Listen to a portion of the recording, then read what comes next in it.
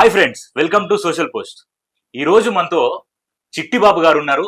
నమస్కారం సార్. నమస్తే. ఎలా ఉన్నారు sir? Always all right. Sir, ఇప్పుడు చూసుకుంటే మంచు ఫ్యామిలీ విషయానికి వస్తే మోహన్ బాబు గారికి విష్ణు అండ్ మనోజ్ ఇద్దరు కుమారులు ఉన్నారు. కొంచెం లుక్స్ పరంగా చూసుకున్నా, ఏ పరంగా చూసుకున్నా మనోజ్ కొంచెం బాగుంటాడు. బట్ మనోజ్ హీరో క్యారెక్టర్లు కాకుండా విలన్ క్యారెక్టర్లు ఇస్తున్నాడు.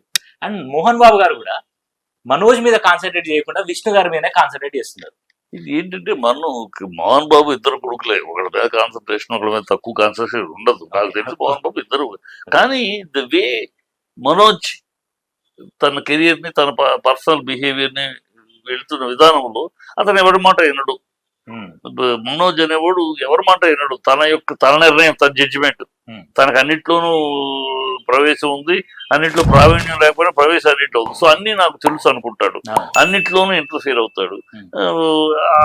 అందువల్ల ఏంటంటే అతని నిర్ణయాన్ని అతను వదిలేయటమైంది ఫెయిల్యూర్. ఇప్పుడు నేను పుష్ చేస్తే రాదమ్మా, ఆడియన్స్ లో అప్లాజ్ వస్తేనే. ఇప్పుడు అరవింద్ గారు కన్నా పెద్ద ప్రొడ్యూసర్ కాదు కదా. అరవింద్ గారు మరి అల్లు అర్జున్ తీసుకెళ్ళగలిగాడు ముందుకి, శిరీష్ ఎందుకు తీసుకెళ్ళకపోయాడు? అంతే కదా. అరవింద్ గారికి ఏమన్నా శిరీష్ మీద తక్కువ ప్రేమ పెద్దవాడు కాదు కదా. కృష్ణ గారు ఉన్నారు, మరి మహేష్ ఎంత స్టార్ అయ్యాడు, మరి పెద్దవాడు రమేష్ ఎందుకు ఫెయిల్ అయ్యాడు? అక్కినేని నాగేశ్వరరావు మనవడు ఉన్నాడు, సుమంత్ ఎందుకు సుమంత్ జమ్మన్ హైట్, చక్కటి పర్సనాలిటీ. చేతుని సుమంత్ పక్కన నుంచి పెడితే ఎవరు బాగుంటారు? సుమంత్ 100 మరి సుమంత్ కెరియర్ ఎక్కడైంది? చేతు.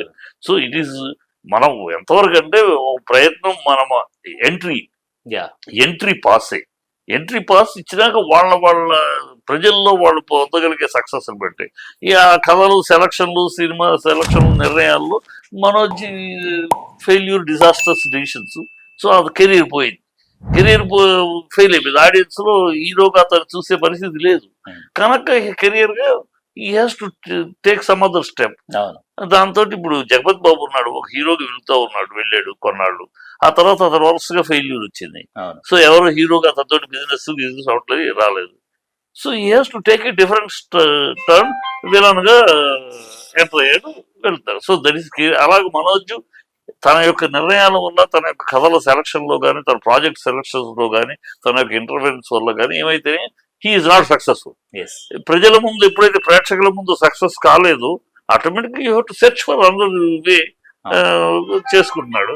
అందులో ఈయన విష్ణు అనేవాడు ఏంటి, కొంచెం పద్ధతిగా, ఒక డిసిప్లైన్ గా, ఒక సిస్టమేటిక్ గా ఏదైనా సలహా సంప్రదింపులు నాన్నతోటి కానీ, ఇంకోటితోటి కానీ అవసరం కూర్చుంటాము, సలహా సంపదలు వింటాము.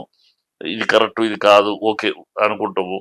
కొన్నిసార్లు విష్ణు కూడా కొన్నిసార్లు తనకు ఇష్టం లేకపోయినా చేశాడు. నాన్న బాగుందన్నారు, లేకపోతే పక్కన మిగతా అవి కూడా దెబ్బతిన్నాయి.